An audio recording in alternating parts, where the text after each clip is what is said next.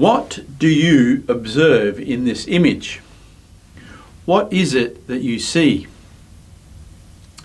This image is a contact print from a negative taken in the early 1900s with a camera like this one.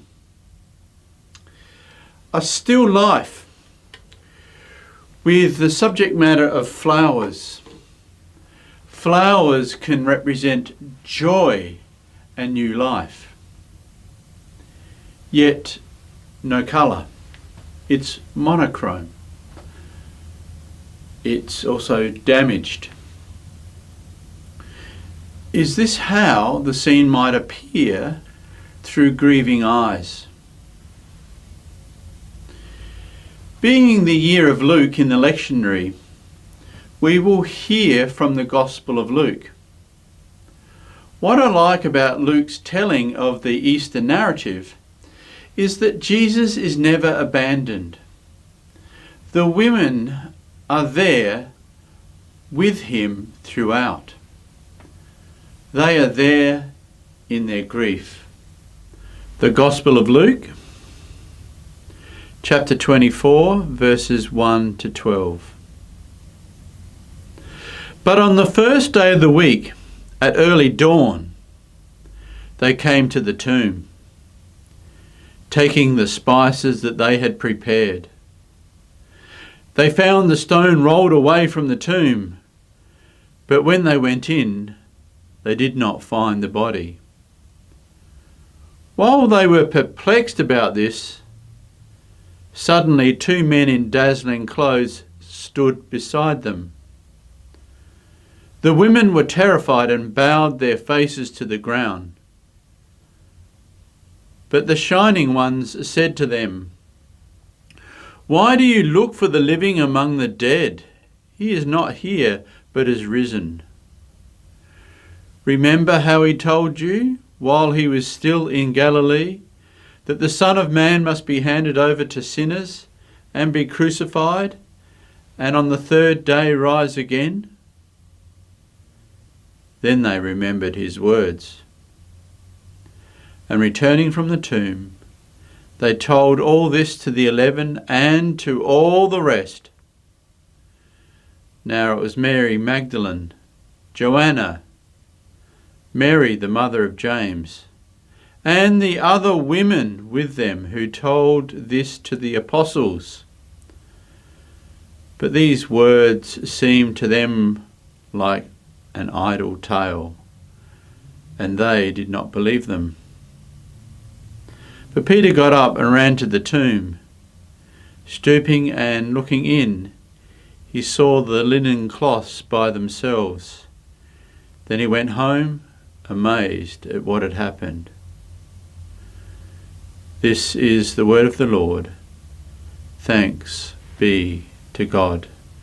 The women were a part of the band of disciples or Jesus followers who travelled with Jesus to Jerusalem. This morning they approached the tomb, deep in grief.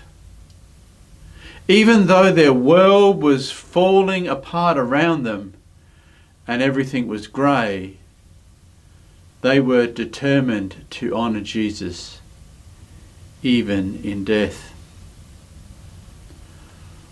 What the women experience changes their grief.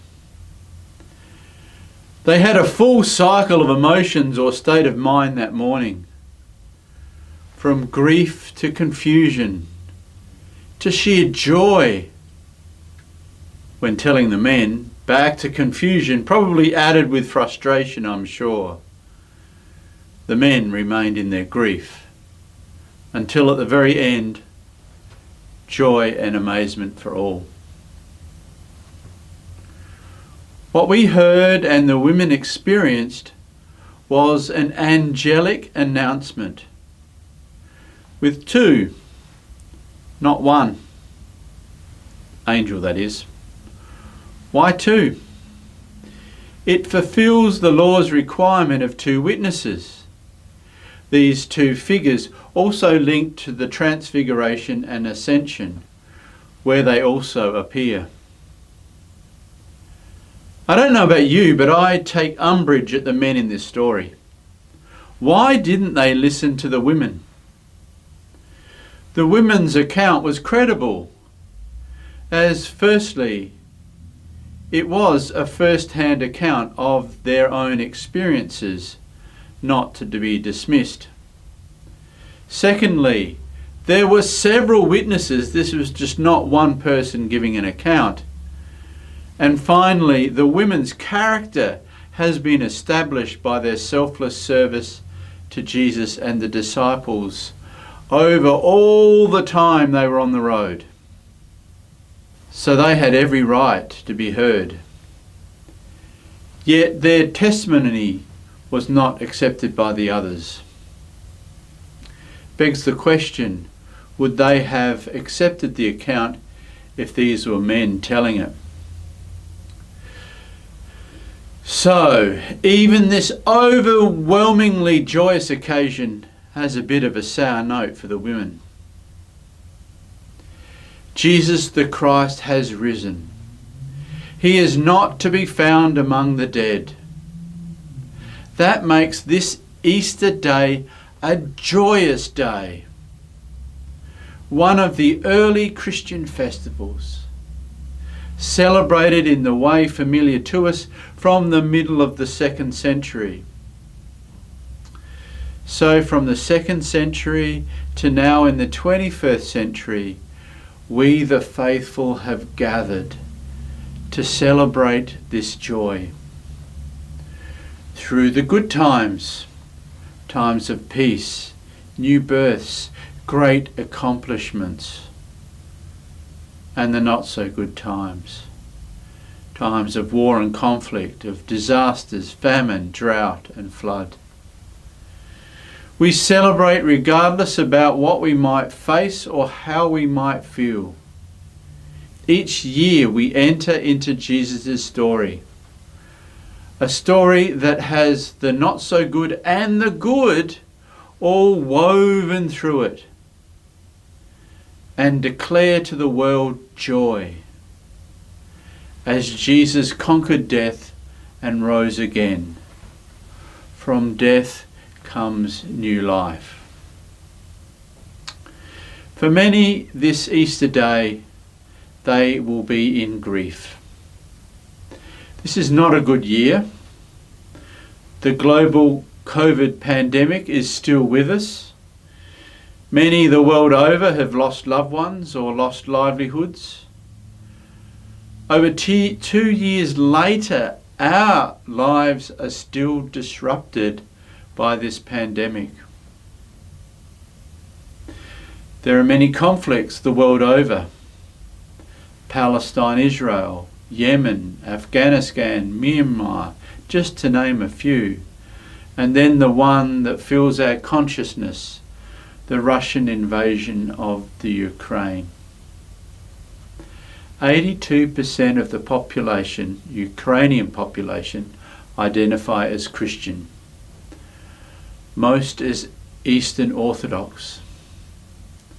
Our Christian brothers and sisters will be sheltering in basements as missiles and bombs destroy their neighbourhoods, and will be declaring the joy of Easter Day next Sunday. Closer to home, not conflict but disasters. Along the east coast of Australia, the floods in Queensland and New South Wales. So many have been through floods not once but twice, with the risk of future flooding still there. In the not good times, in the times of grief, trauma or depression, you do not feel joy. You can understand or see joy, even if you do not feel joy. The joy we celebrate today is different. Our resurrection joy is not a feeling, although it can be. Regardless about how we might feel or what we are currently going through, On Easter Day, we don't hope for joy. We declare joy. It will come to be. Past experiences tell us so. Jesus conquering death makes this so.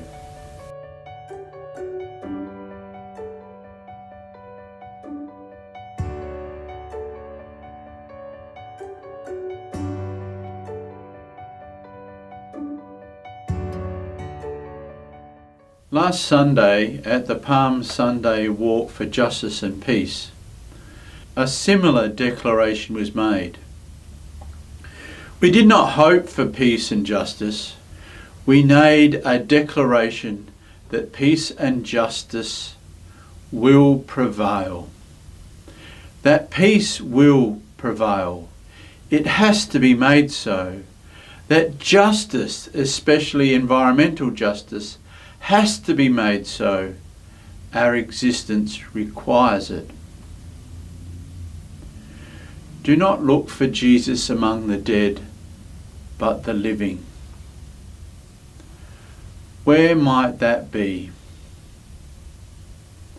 Among the people, those grieving, those dealing with the pandemic, those facing hostilities like in the Ukraine, those recovering or facing disasters like the floods in Eastern Australia, or those facing their own mental health issues. This is why we are joyous.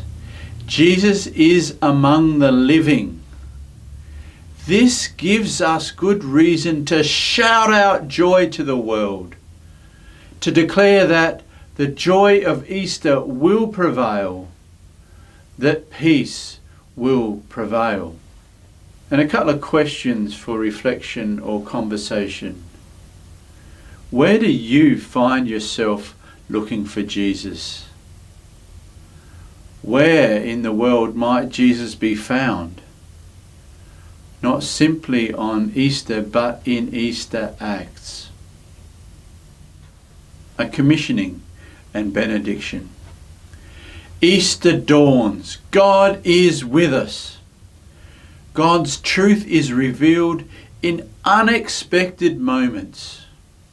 Be open and listen, for Jesus' way brings a clear path. The Spirit warms us and never leaves us. Tell of these things and share the good news. Easter dawns. God is with us.